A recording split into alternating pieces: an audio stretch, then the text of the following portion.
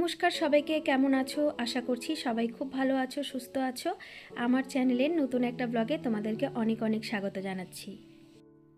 এখন সকাল 10টা মতো বাজে, আর আজকে সোমবার। আয়ুষ্মানকে স্কুলে পাঠানো হয়নি, কারণ স্যাটারডেতে ওর এক্সামটা শেষ হয়েছে। এক্সাম শেষ হওয়ার পরে শরীরটা তেমন একটা ভালো যাচ্ছে না, ঠান্ডা লেগেছে। ওই যে এক্সামের সময় প্রতিদিন চান করে বেরিয়েছিল, আর খুব তাড়াহুড়োর মধ্যে আসলে যেতে হয়েছিল, তো একটু ঠান্ডাটা লেগেছে। আমি ভাবলাম যে আজকে স্কুলে না পাঠানোই ভালো। আর তার সাথে ছেলেকে যখন এখন স্কুলে পাঠাই, সাথে সাথে আমিও আর ঠান্ডার মধ্যে কাজ শুরু করে দিই না, কারণ ঠান্ডাতে কাজ করা, ঠান্ডা লাগানো আমার তো বারণ আছে। তো সে কারণে একটুখানি রেস্ট নিয়ে 8:30 9টা নাগাদ উঠি, তারপরে ধীরে সুস্থে গুটি গুটি পায়ে কাজগুলো করি। একটু দেরিতে উঠি ঠিকই, কিন্তু সংসারের যে কোনো কাজ পড়ে থাকে সেটা কিন্তু নয়, কোনো দিকে যে অবহেলা হয় সেটাও নয়। সমস্ত কাজ একা হাতে ধীরে সুস্থে সামলাই। আজকে যদি না পারি কালকে সামলাই।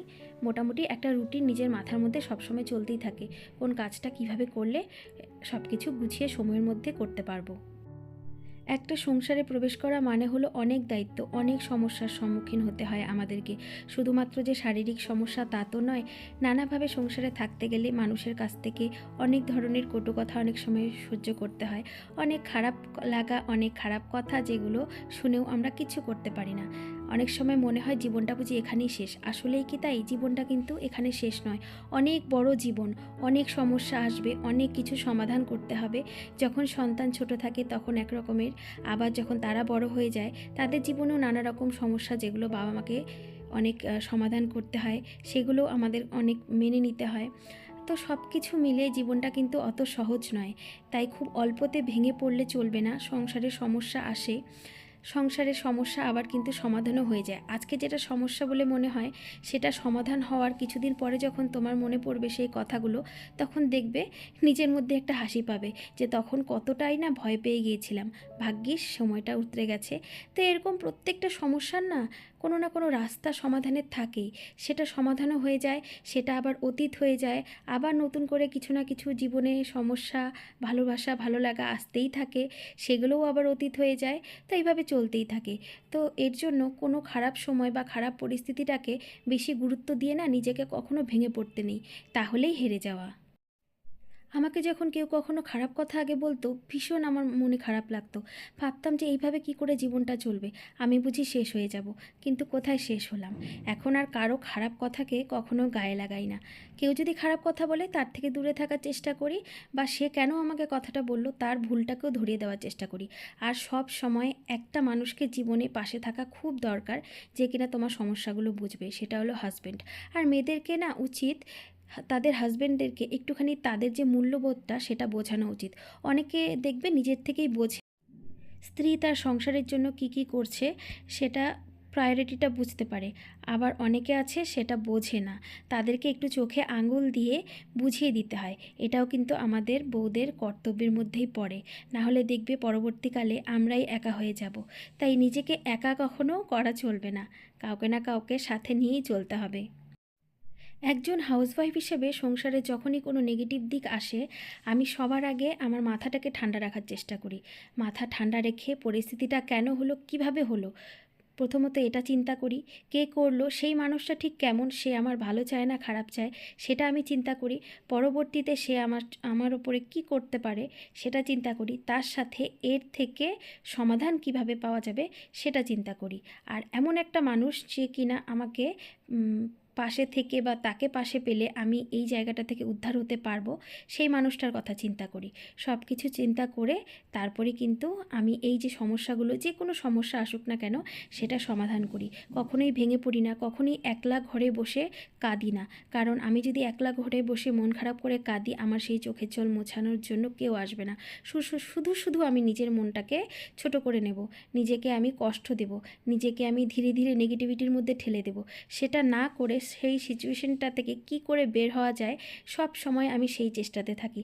সেটা যে কোনো সমস্যা হতে পারে। যেমন আমার এখন শারীরিকভাবে একটু অসুস্থতা চলছে, কিন্তু মনের দিক থেকে আমার জোর আছে। আমি সব সময় ডাক্তারবাবুর পরামর্শ নিচ্ছি, কী করলে আমার ভালো হবে, কিভাবে আমি এই জায়গাটা থেকে উঠতে পারবো, কী করব, কী কাজ করব, কী খাবো, কিভাবে চলবো। আর তার সাথে সাথে মনের জোর, মনে যেটা আমার ভালো লাগছে, একটু গান শোনা, একটু হয়তো মাঝে মাঝে একটু বাইরে গিয়ে ঘুরে আসছি যখন আমার শরীরটা ভালো থাকছে।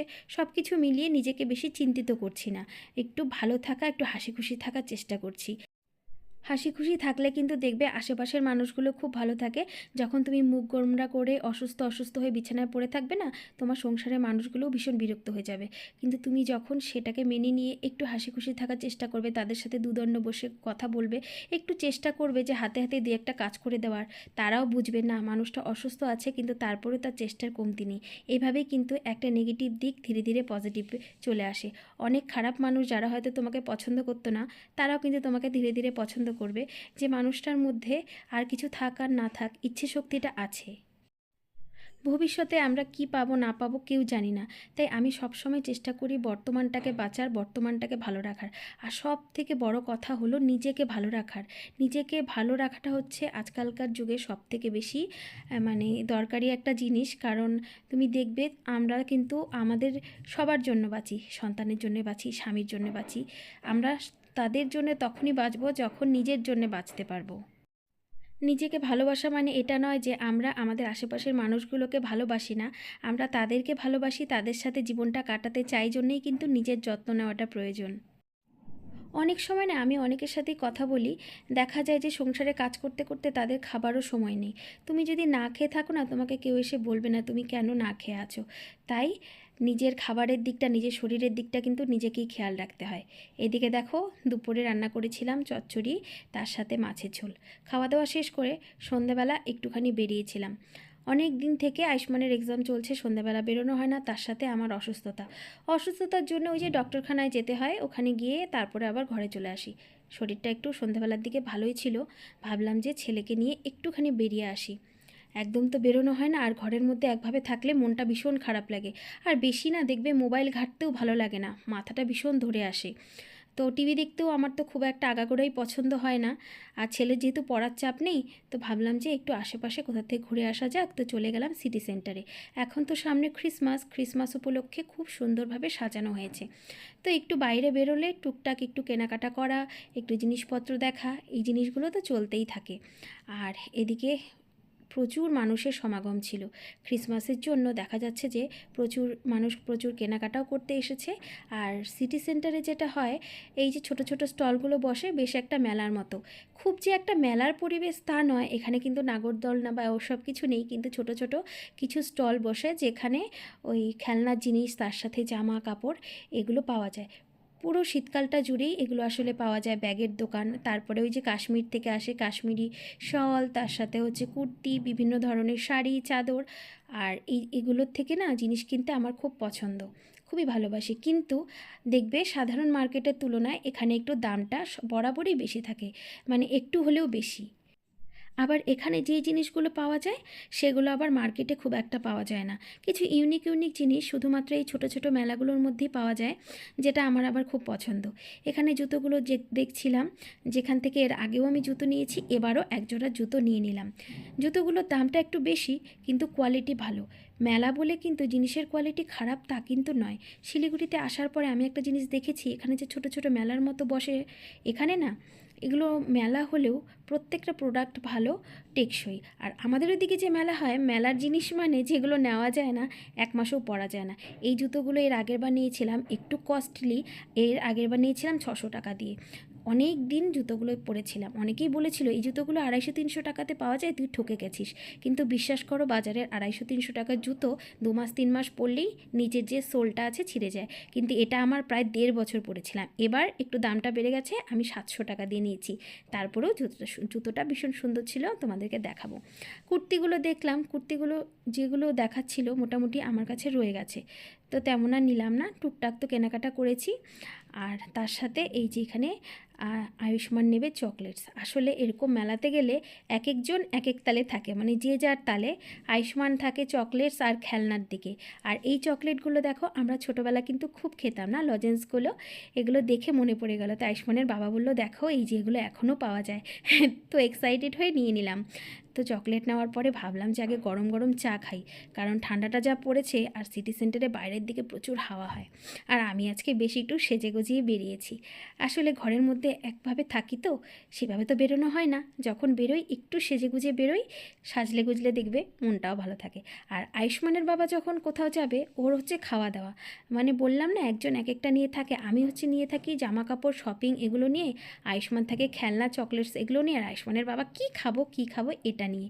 এই যে গরম গরম মোমো নিয়ে এসেছে, চা খাওয়া হলো গরম গরম, তারপর আবার মোমো খাওয়া হবে। তার সাথে আবার আমি ফুচকা খেয়েছিলাম। এখানের ফুচকাটা খেতে এত ভালো, আর ভীষণ হাইজিনভাবে বানিয়ে দেয়। আর তার সাথে এদিকে খাওয়া হবে হচ্ছে ডোসা। আয়ুষ্মান খাবে ডোসা, ও আবার ডোসা খেতে খুব ভালোবাসে, আমি আবার তেমন একটা পছন্দ করি না, কিন্তু এখানকার ডোসাগুলো না ভীষণ ভালো। সব সময় ঘরের মধ্যে না থেকে মাঝে মাঝে না একটু এইভাবে বেরিয়ে আসা উচিত। এই বেরোনোটা না অক্সিজেনের মতো কাজ করে। ঘরের মধ্যে দেখবে একভাবে থাকলে ভীষণ বোরিং লাগে, তার সাথে শরীরটা আরও বেশি খারাপ লাগে, মাথার মধ্যে বিভিন্ন টেনশন ঘুরপাক খায়। তার জন্য আমার যখনই একটু খারাপ লাগে আমি এইভাবে নিজেদের মতো করে বেরিয়ে পড়ি, মনটাও ভালো থাকে। তো চলো আজকের ভিডিওটা এখানেই শেষ করছি। ভালো লাগলে কিন্তু ভিডিওটাকে লাইক করে চ্যানেলটাকে তোমরা সাবস্ক্রাইব করে দিও। টাটা, সবাই সাবধানে থেকো।